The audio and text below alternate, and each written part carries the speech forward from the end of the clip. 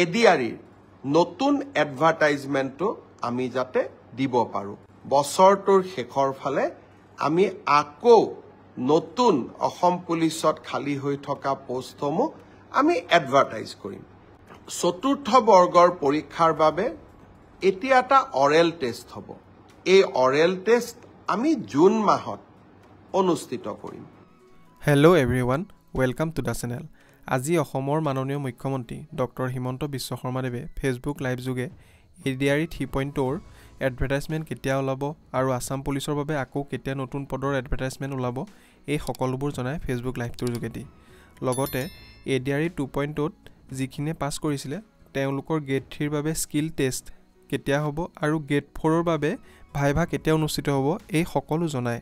মুখ্যমন্ত্ৰীদেৱৰ এই কথাখিনি ভিডিঅ'টো আপোনালোকৰ বাবে আগবঢ়াইছো ভিডিঅ'টো সম্পূৰ্ণকৈ চাব গোটেইখিনি কথা জানিবলৈ আহকচোন ভিডিঅ'টোৰ মাজলৈ যাওঁ এতিয়া কোনোবাই মোক কৈছে মামা কাট অফ নম্বৰ বহুত হ'ল কাট অফ নম্বৰটো চৰকাৰে নিয়ন্ত্ৰণ নকৰে যদি 3000 পোষ্ট থাকে আমি দুজন কৰি বা তিনিজন কৰি উত্তীৰ্ণ প্ৰাৰ্থীক মাতো 3000 পূৰণ 2 3000 পূৰণ 3 9000 মেৰিট মতে 9000 নম্বৰটো আহি যোৱাৰ লগে লগে 9000 নম্বৰ লাভ কৰা ব্যক্তিজনৰ যিটো নম্বৰ সেইটোৱে কাট অফলৈকে ৰূপান্তৰিত হয় কাট অফ কোনেও বনাই নিদিয়ে কাট অফ ছাত্ৰ ছাত্ৰীসকলৰ পৰীক্ষাৰ ফলাফলে নিৰ্ণয় কৰে কোনোবাই যদি ভাবে যে কাট অফ বেছি হৈছে তাৰ মানে ইয়াকে বুজাব পাৰি যে সঁচাকৈয়ে এইবাৰ পৰীক্ষাৰ ফলাফল যোৱাবাৰতকৈ ভাল হৈছে অসম পুলিচৰো দ্বিতীয় কাট অফ নোলায় কিন্তু বছৰটোৰ শেষৰ ফালে আমি আকৌ নতুন অসম পুলিচত খালী হৈ থকা পোষ্টসমূহ আমি এডভাৰটাইজ কৰিম কোনোবাই যদি পোৱা নাই হতাশ হ'ব নালাগে দৌৰৰ প্ৰেক্টিচ অব্যাহত ৰাখিব লাগে এডিআৰই পৰীক্ষাৰ প্ৰসংগতে মই উল্লেখ কৰিব খুজিছো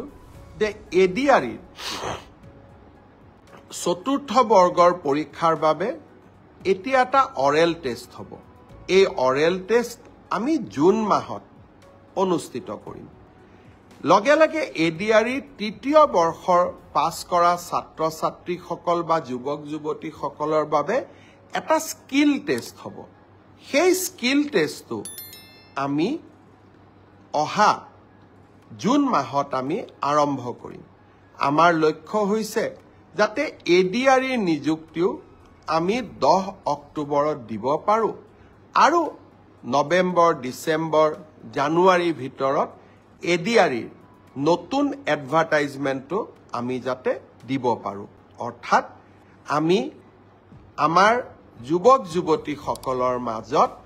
আশাৰ বন্তি গছি আমি জ্বলাই ৰাখিব খুজিছোঁ